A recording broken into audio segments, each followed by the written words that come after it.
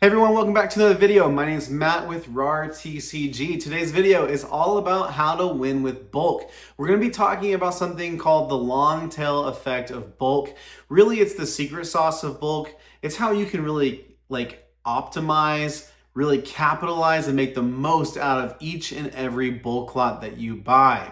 And you don't necessarily see this right off the bat. It's something that takes sometimes a long time for it to materialize and really impact your business in a large way.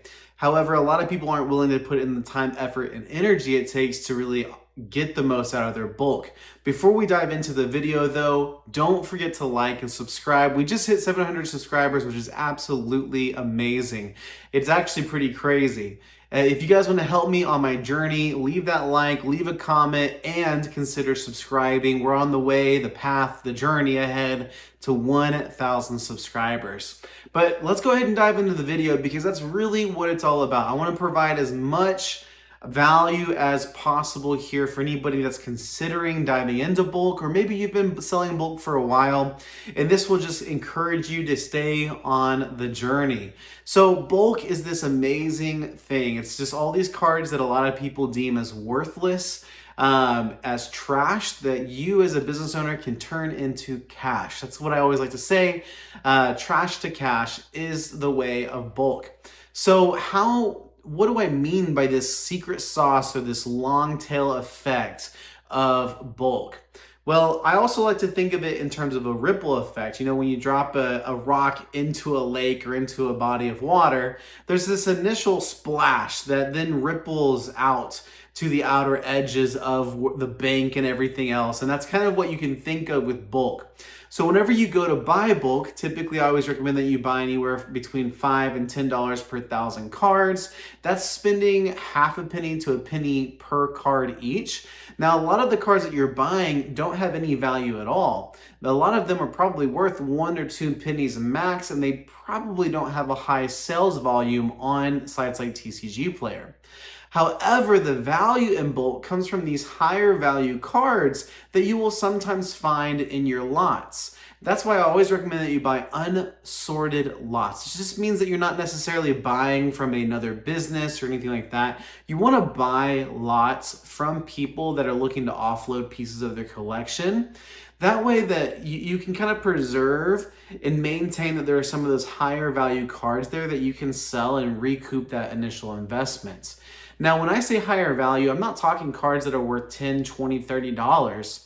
That's kind of outside the realm of what bulk really is. When I'm talking higher value for bulk, we're looking at anything that's worth like 20 cents and above.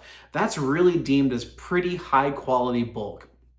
Of course, with any card game, like Magic the Gathering, there's going to be commons and uncommons that were worth nothing back in the day, and then all of a sudden they're worth something because they're meta, they've come back into viability. And so sometimes a card that was worth 5 pennies is now worth 50 cents to $1, etc. And then the same is true for Pokemon. There are certain trainers and cards that are being played, meta, desirable, that can sometimes have like multiple dollars worth of value. So this is going to be things like your Arvins, your Ionos, your Night Stretchers. Now in White Flare, there is the Hilda card. That card is popping off. It was worth $2 to $3. It's slowly going down, just as more people have been listing cards and more supplies hit the market. And so now it's between $1 or $2. And I anticipate that to continue to drop lower and lower as more cards hit the market. It's a natural thing. It's going to happen.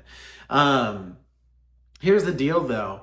With bulk, you know, if you buy a lot of 10,000 cards, you spend $100 on that, and within that bulk lot, you find a handful or assortment of these higher value cards. A lot of times in my experience, you can find higher value cards from 20 cents and above, enough to recoup that initial investment that you bought. So if you sell, your goal when you buy a bulk lot is to really sort through it as quickly as possible to identify those higher value cards. From there, you want to immediately list those and start to recoup that initial investment. Because as soon as you can get your $100 back that you put into that bulk lot, everything else is like the cherry on top, right? Everything else above that and beyond is all profit. And this is what I mean is when you're dealing with a large amount of cards, like 10,000 cards, you can list those individually by set on your TCG Player store using your floor price. And just so you know, a floor price is the lowest amount that you're willing to list a card at. So even if a card has a market price of 1 penny, you're going to list it at your floor price because you know your floor price is going to help maintain and allow you to be profitable. For me, my floor price is anywhere between 15 to 20 cents. I think right now it's around 17, 18 cents.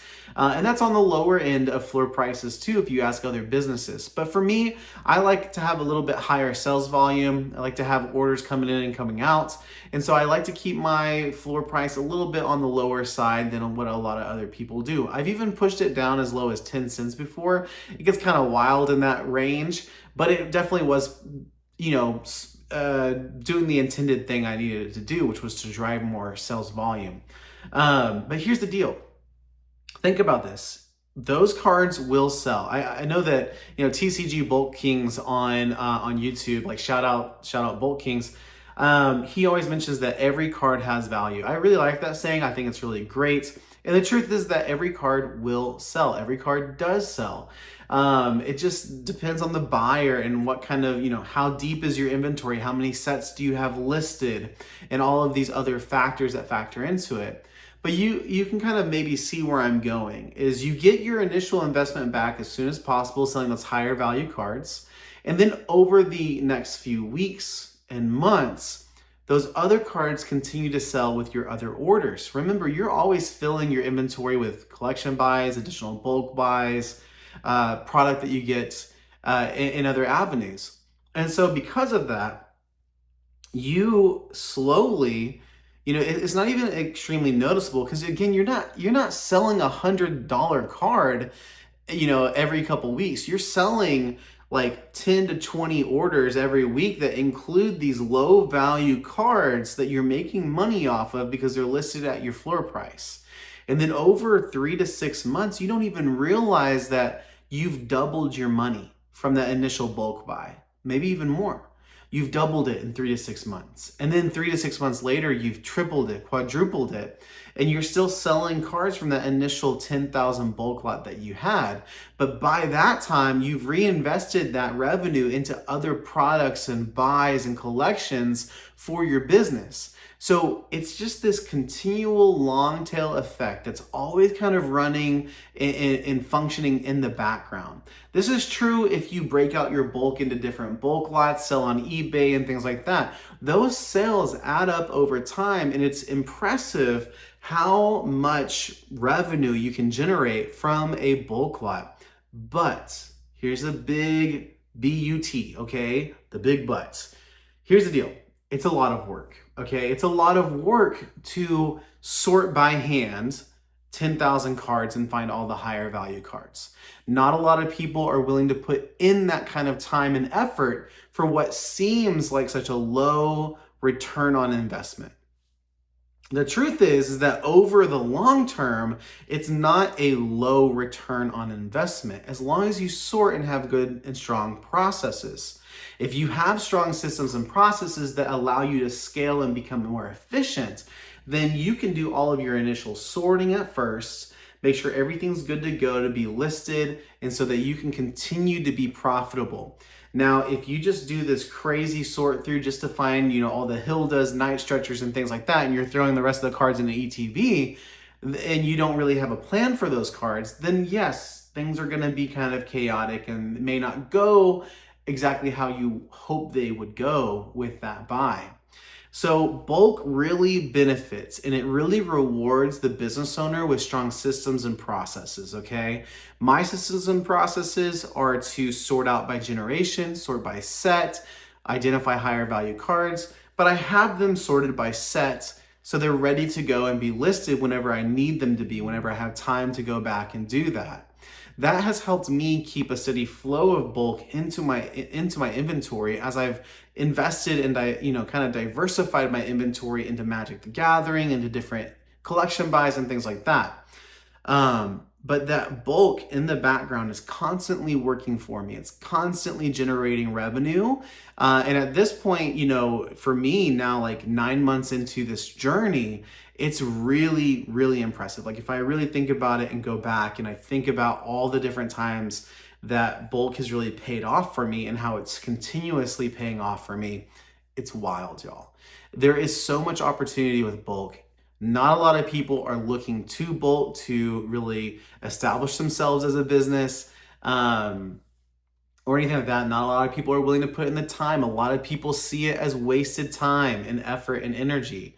But for those of you out there that are willing to put in the time and willing to, you know, develop systems and processes to make yourself, you know, successful and to do the best you can, I think you'll be surprised at the results. So that's the secret sauce of bulk, y'all. There's this long tail effect where you can make your initial investment into bulk back. So you can get your money back out of it, okay? You invested $100 into 10,000 cards, you get that $100 back within a month or two, and then everything on top of that as it sells over the next 3-6 months to a year is so much more exponentially on top of that, because you're turning cards you bought for a penny, cards that a lot of people may value as trash, you're turning that into cash, and you are generating revenue that you're gonna put into other places and put it to work to continue to grow your business. Thank you so much for watching. I hope this video was helpful. Let me know down in the comments below what your thoughts are on bulk. Do you think it's a waste of time? Do you really enjoy sorting through cards? It's not for everyone, I will say that. I think bulk has a lot of opportunity for everyone that's willing to dive into it. But if you start sorting through your first couple thousand cards and you are just like, ugh, this sucks, it's okay. There's other ways that you can be involved in the hobby and make money that way as a business owner, or if you just want to enjoy the cards and collect, perfectly fine. But don't forget to like, comment, and subscribe, and I'll see you for the next one. Peace.